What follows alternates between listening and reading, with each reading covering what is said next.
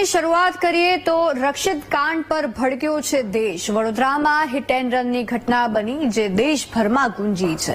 રક્ષિત કાંડના પડઘા બોલિવૂડ સુધી પણ પડ્યા છે અને આ મામલે દેશ આખો રક્ષિતનો કાંડ અને તેની માનસિકતાને વખોડી રહ્યો છે અને સિસ્ટમ પર પણ સવાલ ઉઠાવી રહ્યો છે। અભિનેત્રી જાહ્નવી કપૂરથી લઈને યુટ્યુબર ધ્રુવ રાઠી અને અનેક દેશવાસીઓએ રક્ષિત કાંડ મામલે પોતાનો રોષ ઠાલવ્યો છે। વડોદરામાં હોળીના તહેવાર પર રાત્રે એક દુઃખદ ઘટનાએ સમગ્ર દેશને હચમચાવી નાખ્યો હતો।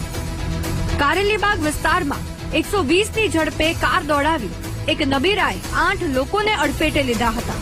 આ અકસ્માતમાં એક મહિલાનું મોત થયું હતું જ્યારે અન્ય કેટલાક લોકો ગંભીર રીતે ઘાયલ થયા છે।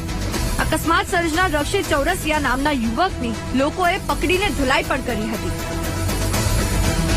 રક્ષિત દ્વારા જે રીતે પૂરપાટ ઝડપે ગાડી ચલાવવામાં આવી અકસ્માત સર્જવામાં આવ્યો અને ત્યારબાદ બહાર આવીને જેમ કોઈ અફસોસ જ નથી તેવું વર્તન કરવામાં આવ્યું।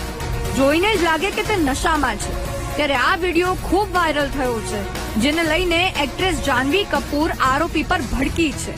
એક્ટ્રેસે પોતાની ઇન્સ્ટા સ્ટોરી પર પોસ્ટ શેર કરતા આરોપી વિરુદ્ધ કડક પગલાં લેવાની માંગ કરી છે।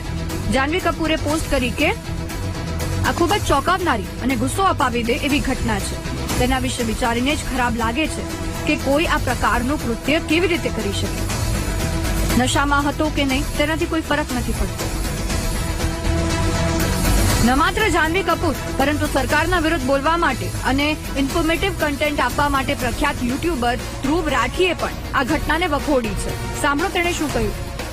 सरकार और सिस्टम पर तो सवाल उठते ही हैं, लेकिन ये सोचिए क्या जमाना आ गया है। मतलब कोई क्रिमिनल क्राइम करके यहाँ पर भगवान का नाम लेता है और उसे लगता है वो बचकर निकल जाएगा। वैसे हो सकता है बिल्कुल बचकर निकल जाए, क्या पता हमारा सिस्टम इसे एक और ऐसे लिखने को कह दे जैसे पुणे पोर्शे केस में हुआ। ध्यान से सुनो, शराब पीना आपकी सेहत के लिए हानिकारक है और शराब पीकर गाड़ी चलाना आपके लिए, आपके परिवार के लिए और बाकी सबके लिए जानलेवा है। શું હવે એવી માનસિકતા થઈ ગઈ છે કે બેફામ ગાડી ચલાવીને અકસ્માત સર્જીને કોઈ નિર્દોષનો જીવ લઈને રસ્તા પર પૂરપાટ ઝડપે આવતા યમરાજ બનીને તમે ભગવાનનું નામ લેશો તો તમારી સામે કડક કાર્યવાહી નહીં થાય?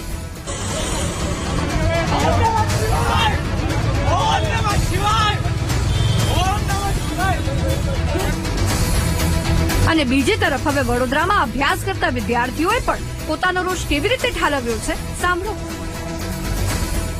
वडोदरा शहर एक एक्सीडेंट की नगरी हो चुकी है क्योंकि बार ने बार यहाँ पे दिन दहाड़े एक्सीडेंट होते जा रहे हैं। कहीं भी जगह पे तंत्र उसका एक्शन ले नहीं रहा है क्योंकि हम तो एक यूनिवर्सिटी के स्टूडेंट की तरह देखते हैं। तो हमें कॉलेज जाना होता है कि क्लास जाना होता है तो हम एक व्हीकल लेके जाते हैं तो हमें भी रोड पे चलने के लिए डर लगता है या तो व्हीकल चलाने के लिए डर लगता है क्योंकि बड़े बड़े बाप के बेटे आज रोड पे इस तरह बेफाम गाड़ी चलाते हैं कि उनको ना पुलिस का खौफ है ना सरकार का खौफ है। मैं कहना चाहूंगा कि पहले तो गुजरात में जो नशाबंदी है दारू की बंदी की बात की जाती है तो वो कहाँ पे है?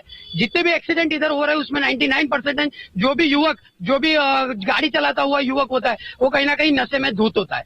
पिछला जो एक्सीडेंट हुआ है उसमें भी कहीं ना कहीं वो नशे लेकर आया था और ड्राइविंग इस हिसाब से कर रहा था। पुलिस प्रशासन की बात करें, सरकार की बात करें कि वो बड़े बड़े सेमिनार ट्रैफिक अवेयरनेस के बारे में करती है तो कहाँ जाता है उनका ट्रैफिक अवेयरनेस? दिन पर दिन ऐसी जो वारदात है वो वडोदरा में बढ़ रही है। प्रोटेक्शन एक्ट जो गवर्नमेंट चलाते हैं उसका भी कुछ असर यहाँ पे नहीं दिखाया गया है और फेस्टिवल के टाइम पे ये सब चीजें करना, नशे की हालत में ड्राइव करना, ये सब चीजों को बहुत जल्दी बढ़ावा दिया जा रहा है। इसकी वजह से आगे जाके जो यूथ है, पब्लिक है, उसको एक गलत मैसेज मिल रहा है। तो कहीं ना कहीं सरकार को इसके ऊपर ध्यान देना चाहिए।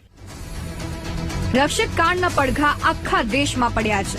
લોકો એક જ વાત કહી રહ્યા છે કે નબીરાઓને કોઈનો પણ ડર નથી। શ્રીમંત પિતાશ્રીના બગડેલા બાળકો ગમે ત્યારે બેફામ નશામાં ગાડી ચલાવી યમરાજ બનીને આવી શકે છે તેવો ડર લોકોને સતાવી રહ્યો છે।